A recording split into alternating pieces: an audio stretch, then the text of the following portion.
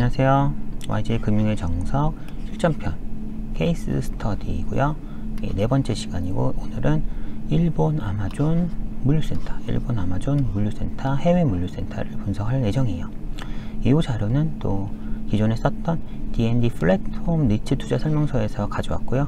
D&D 플랫폼 니치가 기존의 국내 배관 물류센터, 그리고 영등포 오피스, 일본 아마존 물류센터 3개의 자산을 가지고 있어서 국내 물류센터도 제가 한번 썼지만, 이번에는 일본 아마존 물류센터 자료를 참고해서 이 자료를 만들었습니다. 네, 투자 설명서를 궁금하신 분은 찾아봐 주시고요. 말씀드린 이거 상장되어 있는 리치다 보니까 공시되어 있는 자료로 다 찾은 거고, 혹시 세부적으로 궁금하신 분은 D&D 플랫폼 위탁관리 부동산 투자회사가 리치죠. 한글로 리치 치면 되겠네요. D&D 플랫폼 리치의 투자 설명서를 검색하면 요 파일이 아마 나올 거예요. 네, 해서 요거를 읽어보시면은, 제가 뭐 PPT 자료는 요약 발췌한 거니까 메인 자료 읽어보시면은 좀 딥하게 더 공부할 수 있는 뭐 그런 계기가 될 수 있을 것 같고요. 여기 페이지 제가 매번 써놨으니까 혹시 궁금하시면 보면서 지금 YJ 이놈이 어디를 보고 있나 궁금하면 요 옆에 페이지도 한번 참고해 주세요. 이 리치는 일단 오피스, 영등포에 있는 영시티라고 과거에 불렸던 세미콜론 물레 오피스 30,000평짜리 오피스랑, 그리고 국내 물류센터인 배관 물류센터 용인에 있는 14,000평짜리 물류센터랑, 그리고 해외 물류센터인 일본 아마존 재팬의 허브 물류센터 60,000평짜리, 되게 큰 거죠. 사실은 10,000평 넘는 물류센터가 뭐 꽤 아주 많이 상당히 커요. 오피스도 15,000평 이상인 프라임급이라 하듯이 물류센터도 뭐 그런 느낌까지는 아니겠지만 10,000평 넘는 좀 대용량 그런 물류센터인데, 60,000평이면 매우 엄청나게 큰 녀석일 것 같아요. 직접 보면은. 저번에는 60,000평, 70,000평짜리 국내 물류센터 한번 봤었는데 정말 너무 큰 물류센터였었는데, 뭐 그런 느낌일 것 같고요. 13년에 만들었고, 임대율 100%, 예, 단일 임차인이겠죠. 아마존 저편이 혼자 다 쓸 거고요. 웨일은 12.2년, 이거는 임대차 만기까지 12.2년 남았다는 거고, 웨일은 가중평균 리스 만기, 웨이티드 에버리지 리스 익스파이어, 제 발음이 틀릴 것 같은데, 만기, 만료되다, 이런 단어 있죠. 네. 그 웨일이고요. 캡레이트는 이니셜 캡레이트 3.87%로 샀을 때요.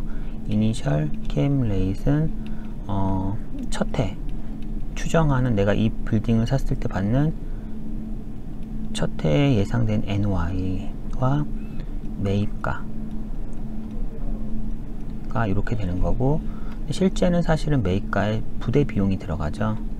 부대 비용이 들어가 사실은 뭔가 캡레이트 개념의 수익률이 원래대로 실질을 다 쓰면은 좀 더 내려갈 건데, 일단 이니셜 캡레이트란 개념은 부대 비용을 빼고 매입가만 사용해서 나오는 숫자예요. 네.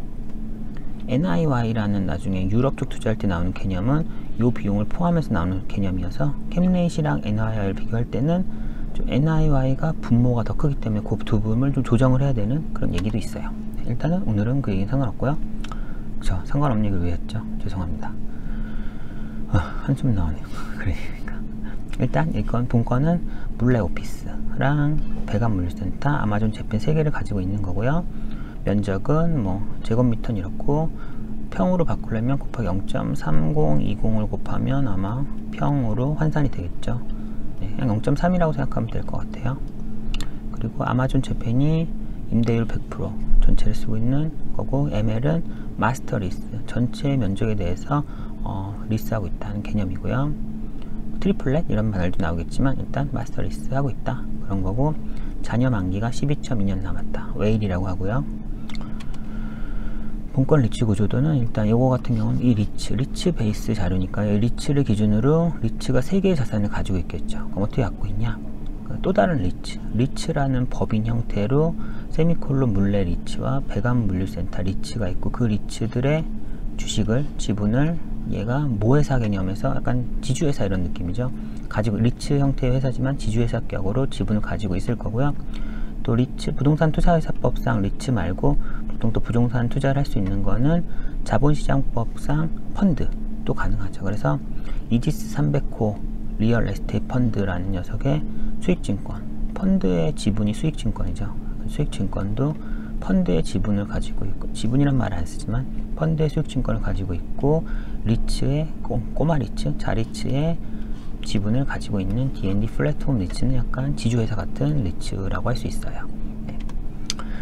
보시고요. 그래서 D&D 플랫폼 리츠는 3,220억 원을 모았어요. 총. 뭐 방식이야, 뭐 프리 IPO로 돈을 모으고 뭐를 모아서 그거를 이제 IPO 해서 어쨌거나 결국은 다 상장했겠지만, 결과적으로 어쨌거나 3,220억 원의 보통주가 상장이 돼 있고요. 이렇게 조달한 걸 가지고 물레 오피스를 2,100억 원에 사고, 배감 물류센터 447억 원에 사고, 일본 아까 아마존 물류센터의 37%, 펀드의 37% 지분을 530억 원에 각각 샀을 거고요. 사는데 뭔가 보통 이런 대체 투자는 일리쿼디티라고 하죠. 유동성도 없고 뭐 어쩌건 DD 비용이 많이 들기 때문에 138억 원의 재반 비용이 들었어요. 굳이 요거를 안분한다면 요 금액 비중으로 대충 안분해서 더하면은 각각의 세 개를 사기 위한 각각의 총 비용을 포함한 가격이 대략 나오겠죠. 그럴 거고, 아마존 물류센터의 경우는 뭐 훨씬 큰 녀석이죠. 6만 평이니까 실질적으로 자산 가치는 5,411억 원, 5,411억 원의 가치고, 이러한 자산을 자기 자본 2,784억 원과 대출 2,626억 원으로 모았고, 저희는 자기 자본, 에쿼티 중에 530억 원이 들어가 있는 거죠. 그리고 저희 말고 딴 녀석들이 2,254억 원의 에쿼티를 가지고 있는 이런 자산인 거죠. 저희가 다 갖고 있는 건 아닌 거죠. 네. 그리고요, 일본 아마존 물류 투자 구조도, 이거는 이제 이지스 펀드에 대한 내용인데요. 여기서 아까 말한 저희가 모리츠가 아까 요 녀석의 뭐 30몇 프로를 가지고 있다고 했잖아요. 이제 모리츠 구조는 아까 크게 봤지만, 이 간략하게 나왔던 이 이지스 펀드의 구조를 이제 보는 거예요. 보면은 일본이니까 좀 특이하긴 하고요. 일본에 있는 부동산 자산에 투자하는 펀드이므로 일본 회사법을 당연히 지켜야 될 거고, 국내 자본시장법, 이게 펀드 관련 법은 자본시장과 금융투자업에 관한 법률이죠. 그게 요약해서 자본시장법이니까요. 당연히 두 개 저축해서 하면 안 되니까, 안 되면서 뭐 텍스를 제일 효율적으로 낼 수 있는 구조를 만들어낸 거죠. 계속 쓰고 있는 구조고요. 그래서 TK, GK 구조라는 걸 썼대요. 그래서 이러한 GK, TK, TMK 뭔지 모르겠지만, 국내 부동산 펀드가 TK 어그리먼트를 통한 뭔가 GK라는 절세 목적상 법인을 지나서 TMK라는 자산 유동 ISBC의 뭔가 지분을 가지고서 궁극적인 이 물류센터를 투자하는 이런 뭔가 지나가는 구조, 이런 구조를 만들어낸 거고요. GK, TK, TMK 구조를 활용한 이유는 뭐 GK, 이 녀석이 자산 유동화 특수 목적 법인인 TMK의 과반수 이상 지분을 50.1%가 과반수 넘죠. 지분을 투자할 경우 일본 세법상 세제 혜택을 받을 수 있기 때문이라. 그래서 좀 텍스 이피션시, 세금을 제일 효율적으로 하기 위해서 이제 이런 구조를 만들어서 들어가는 거죠. 이거 불법은 아닌 거죠. 이거는 탈세도 아닌 거고, 예, 효율화 이렇게 말하는 게 맞는 것 같아요. 효율화할 수 있는데 뭐 효율화하지 않고 최악의 무거운 세금 다 내는 것도 사실은 그것도 잘못한 거죠. 이런 투자자로서, 상품을 만드는 사람으로서 제일 효율적으로 비용이 나가게 상품을 구조화해야지. 그냥 다 내겠습니다, 저는 나라를 위해 기여하겠습니다, 뭐 기여할 수도 있지만, 그래도 효율적으로 투자 상품을 만드는 것이라면은 제일 효율적인 구조를 만들어야 될 거고요. 뭔가 이것도 텍스 TA죠. 텍스 DD, 듀 딜리전스라는 방법으로 이게 실제 가능한 방식인지 뭐 효율적인 방식인지를 검증을 해서 아마 들어갈 거예요. 텍스 관련 자문을 받고 당연히 만드는 거죠.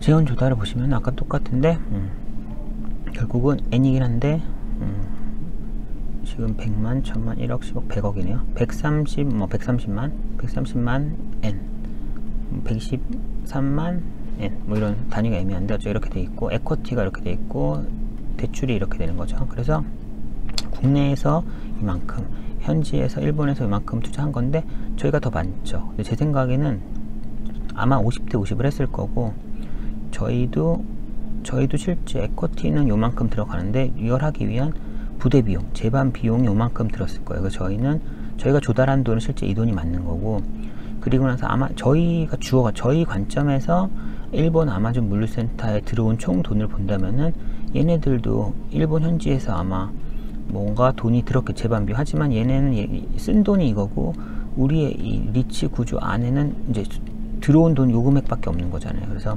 저희 기준으로는 저희는 비용을 썼으니까 저희 비용을 넣고 저희가 들어간 에쿼티 그리고 받아온 에쿼티 순액만 닦는 거, 얘네 비용은 얘네 쪽 비용이니까 뺀 거죠.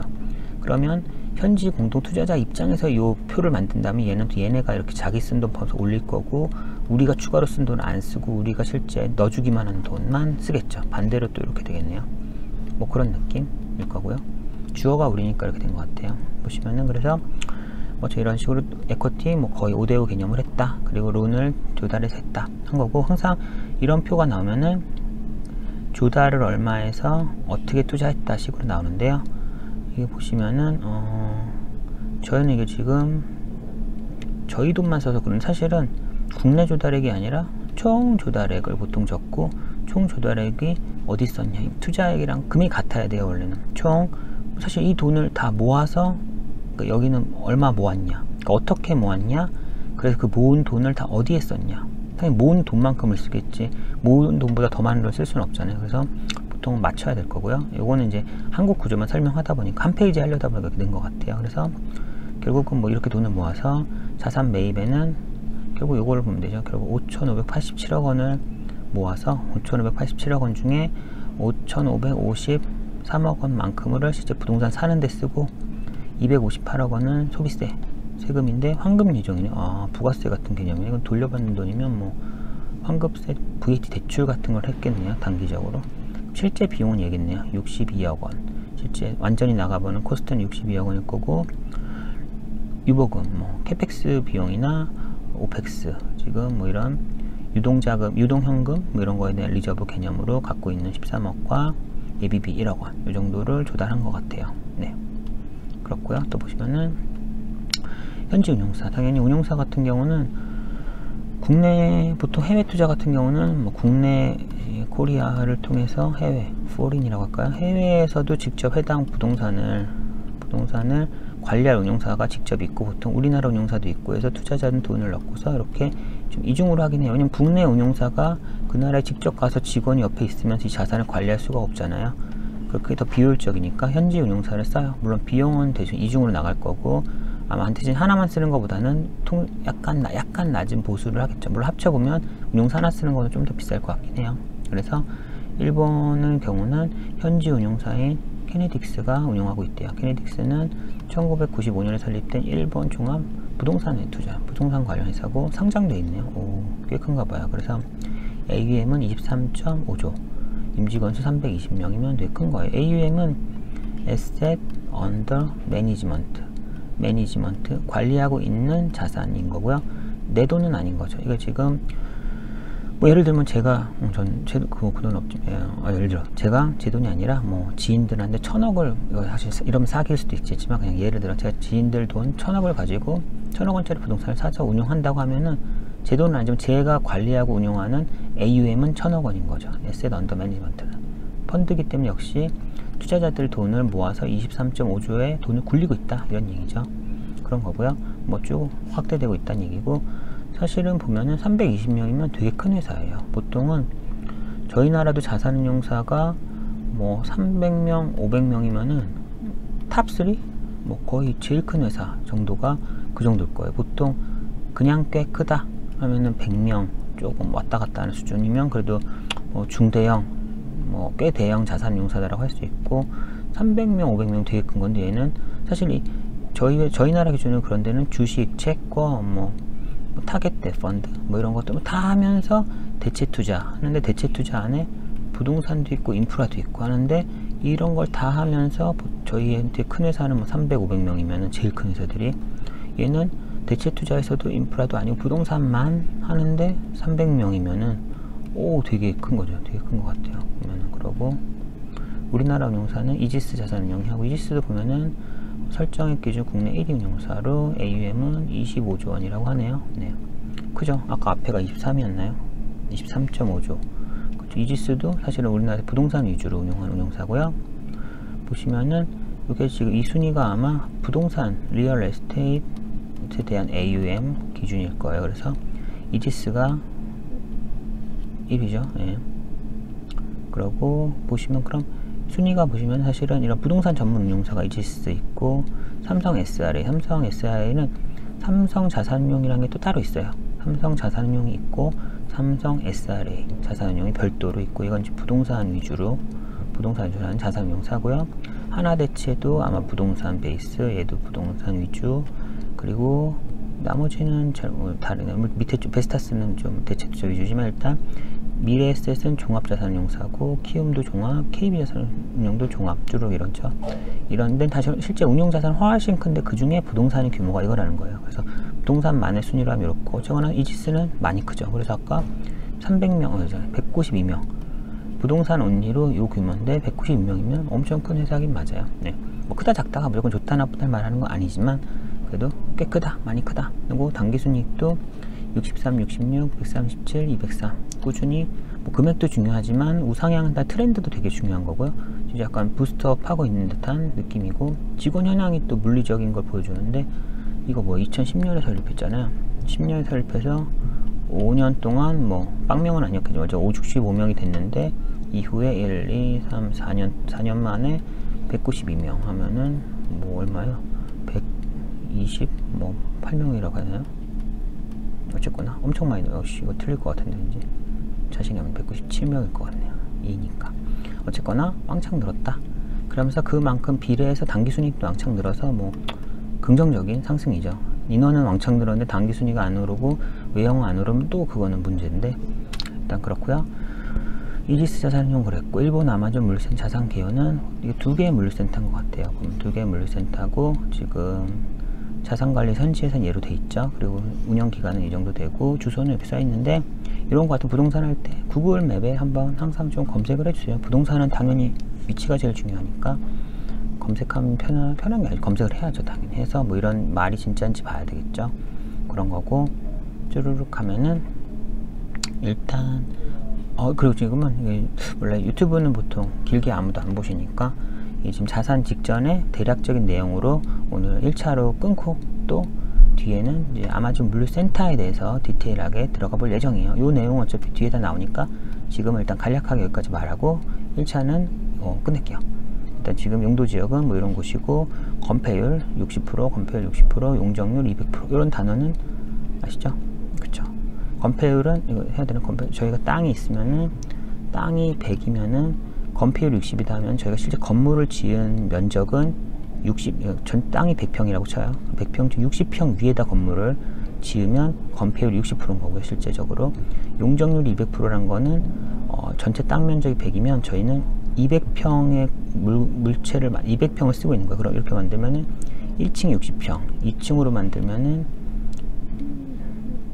그럼 2층도 60평, 1층도 60평, 62, 3층까지 올리면 3층도 60평, 4층까지 올려서 4층은 20평 하면은 저희는 100평 땅에 100평 땅에서 건물은 60평 위에 지었지만 이 60평 위에 지은 건물의 층별 총 높이 합은 60, 60, 60, 20이니까 200평이잖아요. 그러면은 실제 건물 전체 면적인 200, 땅 100에 대한 건물 전체 200, 이게 용적률이니까 200%고요.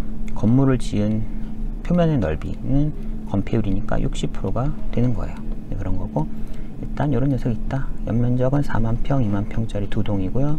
뭐 이렇게 아마존 저편이 100% 돼 있대요. 그리고 누빈이라는 애 누군지 좀 궁금하긴 하네요. 오늘 한번 찾아봐야 될 것 같아요. 네, 일단 아마존 저편에 대해서는 뒤에 거실 내용이 많아서 1차로 개략적인 겉핥기 내용 정도로 여기서 끊고요.